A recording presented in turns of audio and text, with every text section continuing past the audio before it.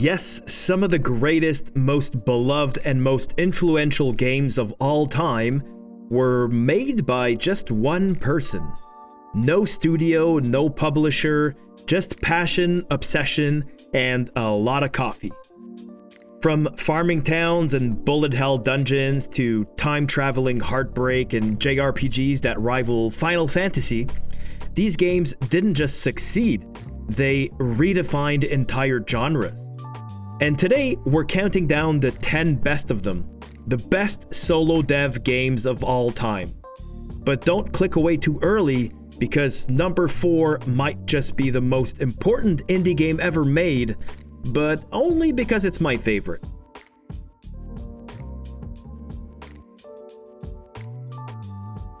Solo dev are gaming's mad scientists.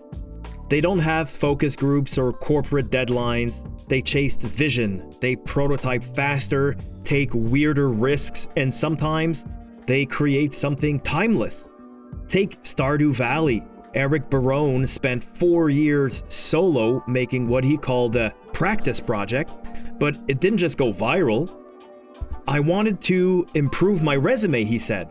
I never expected it to blow up, and today, Stardew Valley has sold over 30 million copies and essentially replaced Harvest Moon.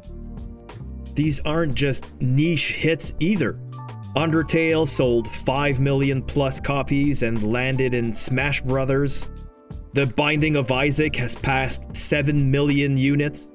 Cave Story started as freeware and still became legendary.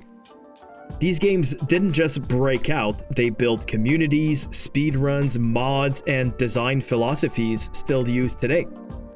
And they proved that you don't need a studio to make something unforgettable. Before we dive into the list, here's what makes these games extraordinary.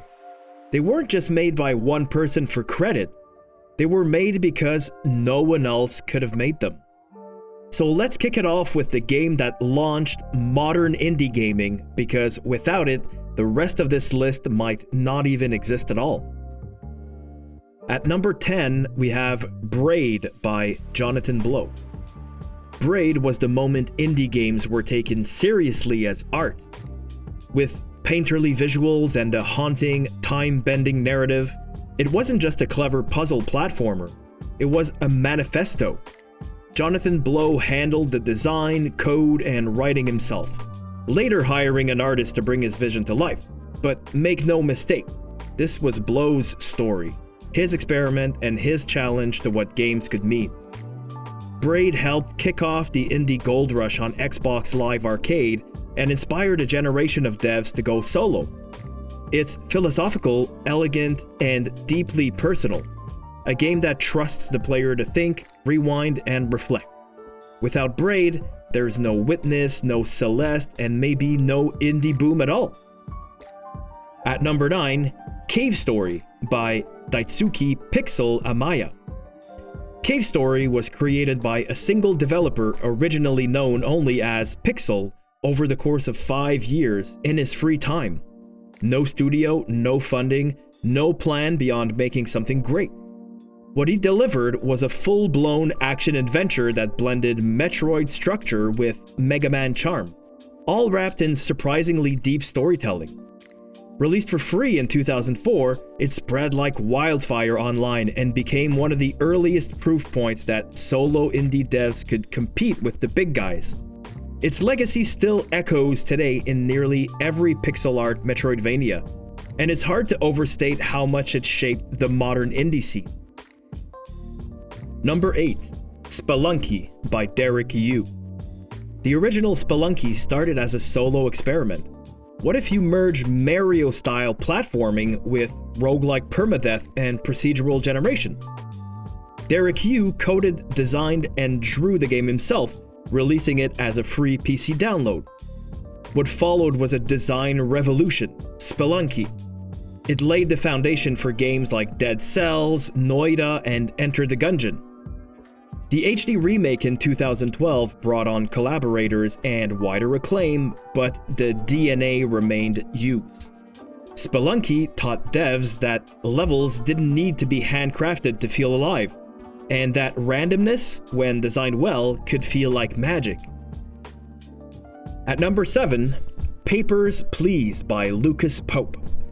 You play as a border officer and you stamp passports, and somehow it's one of the most gripping moral games ever made.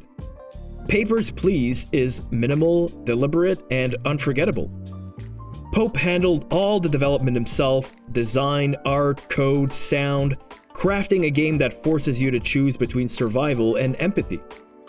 The result wasn't just a great indie hit, it became an academic touchstone.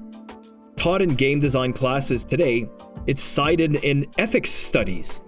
This is what solo devs can do: make systems that hit you right in the gut.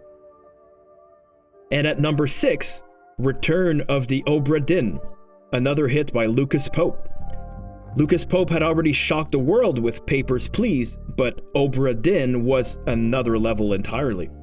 A 1-bit detective game where you reconstruct the deaths of an entire ship crew by piecing together clues, accents, and tiny details. Nobody else would have pitched that. Pope didn't just make the concept work, he made it unforgettable. Everything from the Unity-powered custom renderer to the eerie score was handcrafted. It's one of the most intellectually satisfying games ever made, rewarding player deduction in ways few games ever dare. It's solo game development at its most innovative. Number 5, The Binding of Isaac by Edmund McMillen.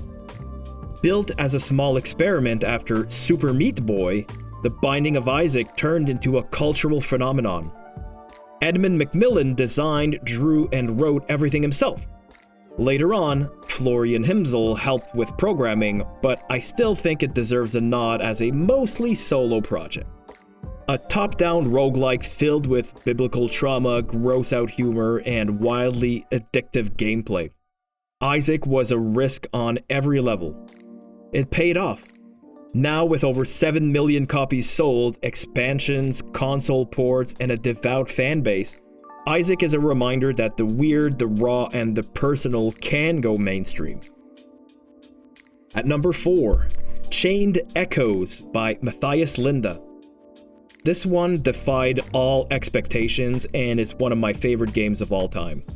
A 40-hour pixel art JRPG, solo developed over 7 years, and it plays like a greatest hits of Chrono Trigger, Final Fantasy VI, and Xenogears. Yet it still feels totally fresh. Matthias Linda wrote, designed, and built everything except the music, which was composed by Eddie Marianucro. Chained Echoes doesn't waste your time, it respects the player with no grinding, no random battles, just tight systems and emotional storytelling. It's not just a love letter, it's proof that one person can make an RPG every bit as good as the ones we grew up with. Number 3, Undertale by Toby Fox. Built-in game maker by one guy with a keyboard, a sense of humor, and a lot of determination, Undertale rewrote the rules of RPGs. Toby Fox composed every track, wrote every line, designed every encounter, only bringing in Timmy Chang for some art polish near the end. The game's genius lies in its choices. You can fight or talk, kill or spare, laugh or cry, and everything remembers. Fox said, "I wanted a game where nobody had to die." Millions agreed. It's become a cultural touchstone far beyond gaming. At number 2, Stardew Valley by Eric Barone. Eric Barone didn't set out to make a hit, he just wanted to improve his resume. But after 4 years of solo development, handling all art, design, music, and code, he released Stardew Valley and it took over the world. More than 30 million copies later, it's clear. Barone didn't just recreate Harvest Moon, he made something deeper and better. Stardew became a cozy, wholesome lifestyle for players and a guiding light for devs. It proved that a solo project could have heart, polish, and endless replayability. And now at the number 1 spot, Minecraft by Marcus Notch Pearson. Yes, Minecraft is now a Microsoft-owned juggernaut, but it started with one guy. Notch developed the prototype solo, launching it into early access with simple blocks and infinite potential. And the rest is history. Kids use it to build castles, teachers use it to teach logic, YouTubers use it to build empire. It's the best-selling game of all time, and it all started with a solo dev. Whether you consider it indie anymore doesn't matter, its roots are. And its success inspired millions of others to start building. So whether you agree or not, Minecraft is not only the king of all solo dev games, but probably the straight up biggest game of all time. And if you don't agree, let me know in the comments. So if you're building something solo or dreaming about it, this is your proof it can be done. One person, one idea, one click at a time.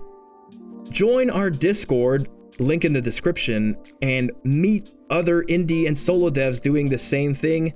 If this inspires you, like this video, subscribe, and share it with a fellow creator, because maybe your game is next. I'll see you in the next one.